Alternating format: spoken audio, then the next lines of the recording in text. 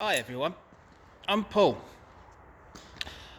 I farm in Essex and we have around about 600 to 700 acres and we contract a bit as well. I thought I'd show you my machines because I'm new at this. But no, this, first of all, let me tell you, my plough.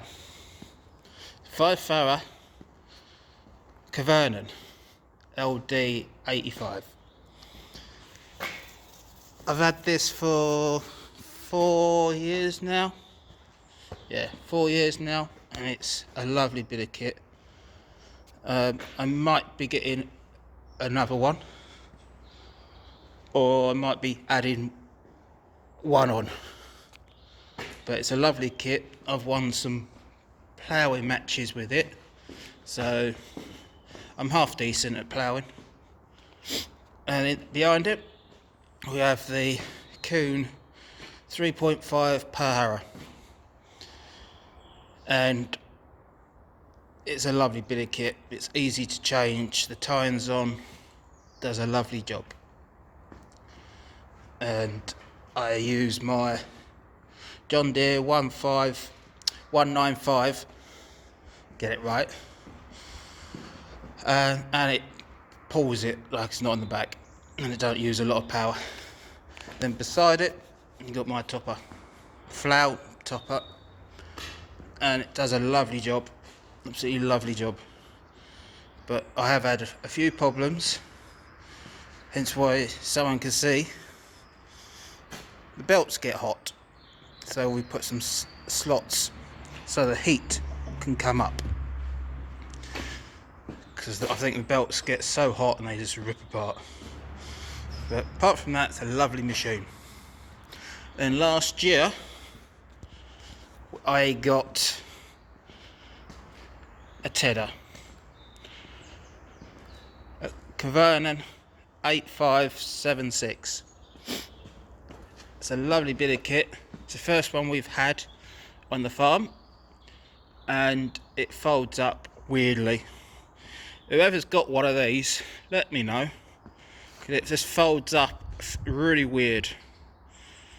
When I first used it, I thought I was going to hit something, but it folds up well away from the trees, and it sits right behind the tractor. And I do go some tight gateways, and luckily these move, they're not solid. So it's a lovely bit of kit.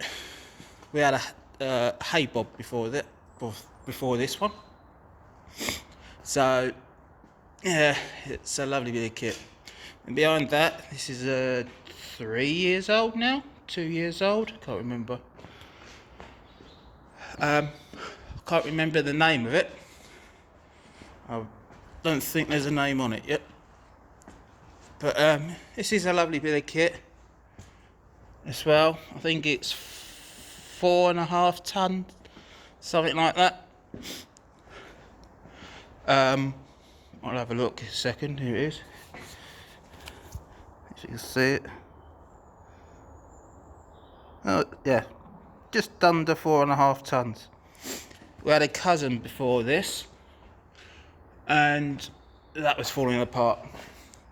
So we bought this and the plough at the same time.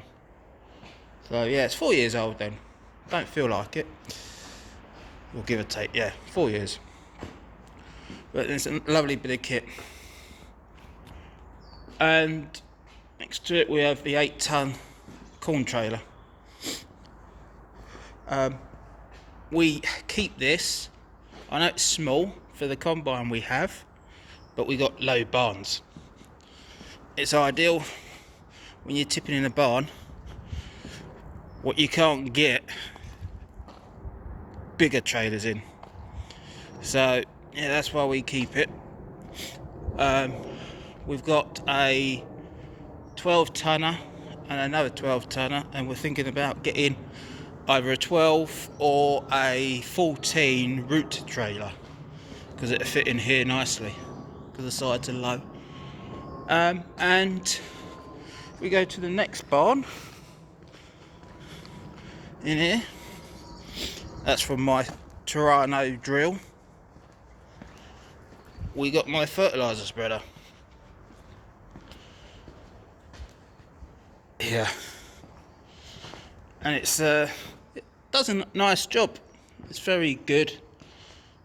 Sits nicely behind the tractor. And it does a nice job. I've had that for 9 years now. Something like that. And we are kind of thinking to get another one. So yeah, does a nice job, but you can only get 2 ton of urea in it, or diarrhea, what we call it. And then we have a very old John Deere, what everyone loves. It's an 6810. Very good tractor. Very good tractor. Very fast. So it's a lovely kit, but it's kind of semi-retired. It does light work. Brings the diesel to the combine, and other bits and pieces, bit of rolling, and that's it. Then next to it, we have my Foreman's 6215R, and I don't mind it. It's a lovely bit of kit. I don't use it a lot. Yeah, it's 230, I believe. But no, that does all the drilling. Corn carting, does all the corn carting, drilling, and bits and pieces what I can't get round to doing. If he gets time, he can do them. And then my tractor with the box on the front. This is a 6195. Always get confused. It's a 19 plate, and it's got my hedge cutter on it. Let's see if I can get in the light a bit. That's better. And it does most of the work. So yeah, it does all the hedge cutting, all the topping, does the ploughing, topping, and fertilising. Well, it does it basically everything on the farm apart from drilling. And it's a lovely bit of kit, absolutely comfortable to work in. Yeah, it's absolutely lovely. It pulls everything well. We've got a flat lift. We've got 3 legs on it, and they go down to 10.5 inches, and it pulls it well. And it pulls the plough like it's not on the back. So it's a very, very good tractor. And if I had the chance, I would buy another one. We have actually got, well, we did actually have it quoted up. So I don't know if we'll get another one. It's all down to what the deals are. But I prefer to have the 195 to the 215. Why? I don't know. But that's what I feel. And then we have what I call fibre flex type machine. We used this a lot this year. If my phone focuses in. Yeah, I used this a lot this year because it was too wet to drill with our drill. I will show you in a bit. So we fertilised it, well, put it in the spreader, spread it on, then timed it in. And I must admit, it went very well. And it's starting to come up now. It's very light on the fields, and it does a lovely job. And I take the front weight off so it's even lighter. So yeah, that's that. And then we have outside, what is not ours, we have an old plough. what we haven't used for about 10 years. It's not ours, it's the owners of the farm. We do all the contract work for him now, so it's been sitting there. So in this barn, we have the combine sprayer and the header. It's a 30-foot header. My foreman drives it obviously with the combine, and yeah, it's a year old. Well, it's not. Yeah, it came last year. I can't remember exactly. It's before harvest, I think, or during harvest. So yeah, it's a lovely bit of kit. Obviously, I don't drive it, so all I can say is it works well. Then we have my foreman's sprayer. This is a few years old now. It's a 3,500 litre tank. Houseman, if I could say that properly, with a cold. And yeah, it's a 24-metre boom on it. And that's all I know, because I don't use it. And next door to it, we have the drill. This is a few years old now. We went through a load of drills to find out what ones we want when it was lovely and dry. But since we bought it, we've been having bad weather with it. And foreman last year put a Avadex spreader on it. Well, that was for a rape kit, but we've adapted it. So yeah, he spent all winter putting the pipes on it to go to the back bit, and it works well, apparently. Obviously I don't use it, so I don't do the drilling. So yeah, it works well, he said. And at the moment he spent ages and ages putting bean coulters on, and we didn't use it. And we've just started, well, last year we started to run can't remember what they call them now. Oh, Dutch openers. So they've come up well. It's coming up well. First year, this last year that we've used them, and so yeah, he does well. He does 60 to 70 acres a day, I think. Might be a bit less. And then next door to it we have the Lexan 670, and we got that last year. It's a nice bit of kit. I think, correct me if I'm wrong, there's 2, maybe 3 in the country, because it's the end of their line, because it's a Walker. So yeah, so it's good. We went for the tracks because it's our second combine with tracks now, and we think it does a better job. You still see the lines in the ground, but it's not as bad as what you will with a wheel combine. And then in this barn, go for a little walk. I thought I'd show you all the machines first, then you know what we've got. Because we don't have a lot of machines, because it's mainly me what does all the land work. We've got a mower, hay mower. We did have about just under 1,000 acres when we had milking cows. We don't have milking cows no more. So we just I think we did 360 acres this year.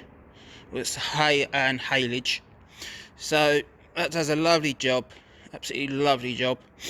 Apart from it has its hiccups, but I think that's down to the thickness of the grass, because I set fire to it twice last year and the year before because of the thickness of the grass. We've got a few fields but we're not allowed to put fertiliser on, and it's had cows on it for years and years and years, and it is very thick.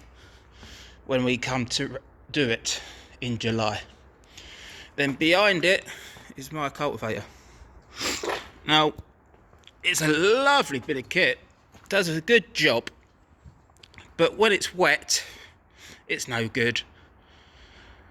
I find that it lifts the ground up so much. When it rains, it soaks the water up like a sponge, and it holds the moisture so it don't soak into the ground properly. So when you go to drive over it, it's still soaking wet, not like a plough that ridges up and the water gets in between the cracks and goes into the ground. But I can do 100 acres plus with this, and we hire out a 370 horse John Deere on it, and we go about 7.5 to 8 inches deep. But unfortunately, the hire tractor what we get is going up in price, so we're not going to fortunately have it no more. So we're going to downsize this year, I think. So yeah, that's all the machines. Well, apart from the JCB, we use every single day. That's some of the fields. You've got the corn trailer there, what we use for scrap as well. So that's why it's outside. You've got a muck trailer, looks like a sieve at the moment. It'll be like that for a while.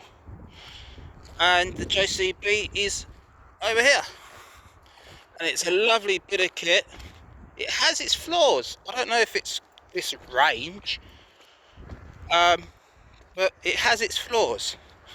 There's too many sensors on it, and you can't do half of the jobs what you want to do. If I want to push up the muck, it struggles. And you can't put one wheel down into a hole because the back wheels come right off the ground, if you see what I mean, on a, like a seesaw. Say that wheel down and that wheel was up, and that would be down, so it'd be doing that. But there's a lot of farmers still have these models. They are very good. It's a bit dirty. I do wash it once a month. I just haven't done it because it's Christmas and New Year. But it does. I do all the carting with it on the back of the hook. It pulls it okay. It struggles going uphill, but it's okay. And it, yeah, obviously it lifts up 3 ton, and I've had it maxed out by having that bucket half a with the boom all the way out, and it locks me out with that bucket on. And also there's a muck grab over there, you just see it there, with nothing in it, and the boom out, back wheels are off the ground. So it pulls it very well. On flat land we have a long trailer and we stick 40 bales of hay on it, but we go for the smaller bales, 5-foot Hestons instead of the 7-footers, because some places where we go it's hard for them to get them in. So yeah, we have, that's last year's, that's years before's, and it's still lovely stuff, nice and green. And yeah, this was actually full up to there, so we've used a bit, but normally we're down an extra bay. So things are, it's okay, it'll start picking up I suppose after Christmas. And yeah, we go for the 5-footers, 5.5, maybe to 6 foots, because we get a transit van and a pickup once or twice a week, so we fill them up to take them away. And they're easier to put in containers, because some places where we take them, they go into containers. So yeah, thanks for watching. This is my new YouTube one. Thanks for watching and listening. Hope it's okay. It's my first time. Hopefully in a couple of months time it'll start picking up, because we've got a lot more power harrowing to do, a lot more drilling to do. I've almost caught up with hedge cutting. I've got bits and